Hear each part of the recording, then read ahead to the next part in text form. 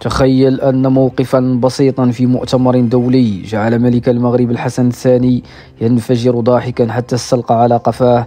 فما الذي حدث؟ وما علاقة إدريس البصري بالأمر؟ دعونا نكتشف الأمر.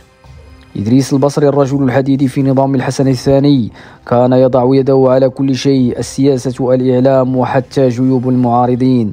في إحدى المرات أرسل البصري أحد مساعديه حسن بروكسي في مهمة رسمية إلى بودابست، حيث كان يرافقه القيادي اليساري فتح الله والعلو والشيوعي عزيز بلال لحضور مؤتمر دولي ثوري.